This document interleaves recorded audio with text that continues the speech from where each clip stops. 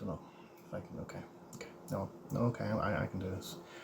Hi, this is James from Comic Dale Comics and Collectibles, and recently there's been quite a few videos and stories about collecting habits, collections in the past, having to give up collecting, stopping collecting, and they brought back memories, and I thought maybe it's time that I get that out there, just to help myself. And no, I can't do it.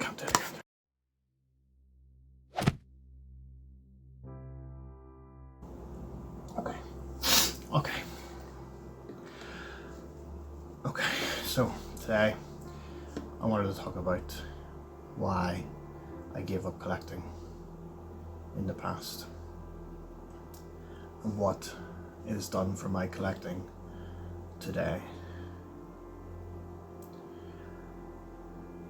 So back in the 90s, the late 90s, early 2000s, before, as the threat of Y2K felt real, I had amassed quite a large collection of comic book runs, figures, statue, stamps, bugs, diseases, chocolate chips, massive collections, and everything was great. I thought it was brilliant. It took up a lot of room in my parents' house, but it is what it is. I think I had, I don't know, 70,000 long boxes, and that was just the stamps.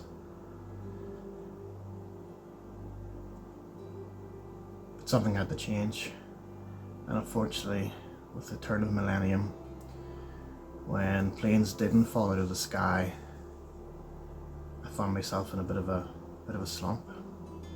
It was like I wanted it to be so real that I didn't know where to turn after it was all just a lie, just a facade to get us to change the clock on our computers. It was at this point that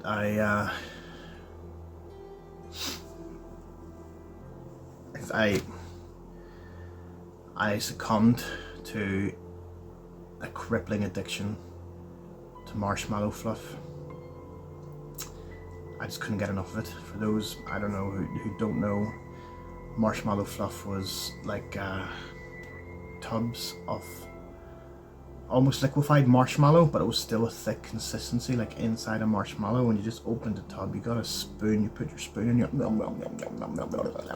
oh. And you can probably understand why I had this addiction, and it became unmanageable. At first it was a jar or two a day, and it just snowballed, and we're talking like every 45 minutes to an hour I was dipping into a new jar. There was marshmallow fluff everywhere. It was on my face, it was in my hair, it was in my pants, just marshmallow fluff everywhere.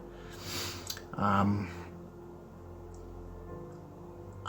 it got to the point where I couldn't afford to buy any more marshmallow fluff, and it was just driving me crazy.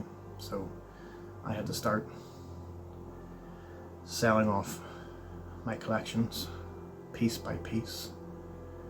At that day and age, there wasn't people buying bulk collections either, so it was here and there, and I've sold some absolute minty gems. The Jim Lee X-Men issue 1, all 30,000 variants.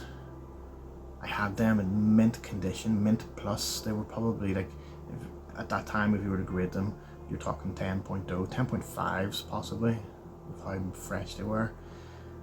And they like, I I'd set them aside to be like college fund for any kids. But the grasp of the marshmallow fluff was too much, and I sold them just to get my next fix of marshmallow fluff.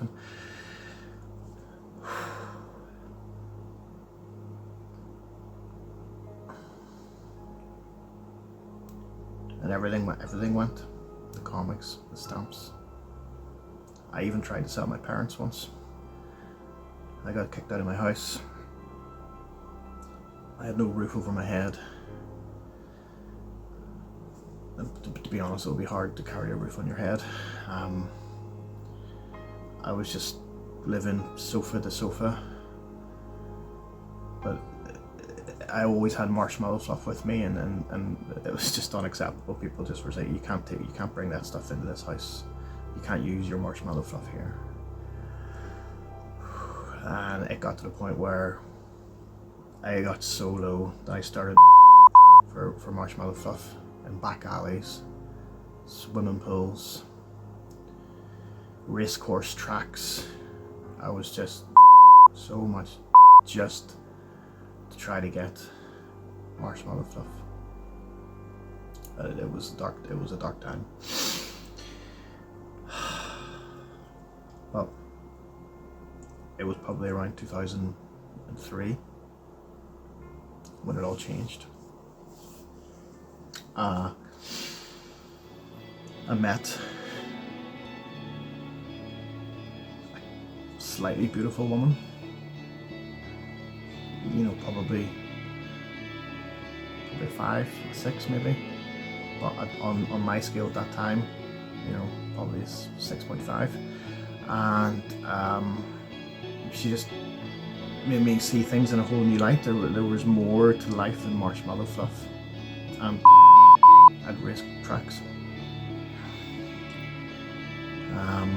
And it just opened up a whole new world, and I was starting to accept that I didn't need marshmallow fluff in my life.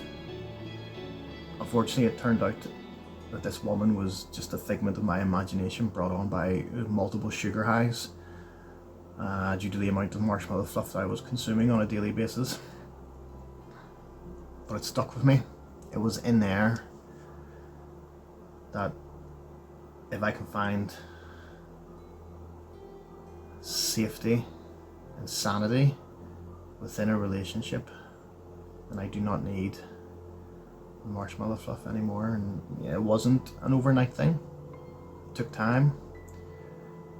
I had to slowly give up the marshmallow fluff. I had to start taking the marshmallow fluff away. I stopped going into shops that sold marshmallow fluff.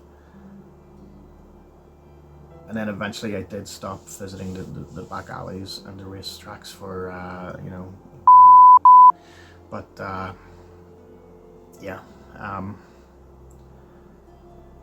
by 2005, 2006, I was largely free of my marshmallow fluff habit, and the world just changed. Everything just opened up for me. I became a much happier person. You know, eventually I did get married, I had kids, and I was able to start collecting comics again. I find it hard to enjoy s'mores if I go camping, because it you know, it does trigger some flashbacks. But by and large, I think by 2010 I was completely free of the habit of the marshmallow fluff, and probably the, you know. So what happened? Well, as you've seen on my channel since I started, my collection of comics has grown. I'm more focused on my collection. I did manage to get back the same X-Men issue 1 series of variants that I had. I mean, I did need to get it, but you know, I did get it back. And yeah, you've seen on my Instagram, on my YouTube videos, how the collection's going, how it's looking. It's more focused and trying to collect a TNT Mirage run. I'm nearly complete on that. And Usagi Yojimbo has been a big part of my collection as well. And long may that continue. So I just felt like I need to just get that off my chest. And to tell you guys, the future is always bright. Even if you're at the deepest depths, delicious sugary marshmallow fluff, there is always a way out. And thankfully, the love of a more beautiful woman than the one I imagined, and a focused collecting habit has really dragged me out of what was my own personal hell.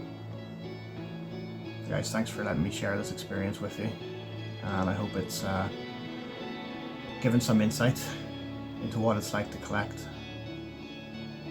over the last 20 to 30 years.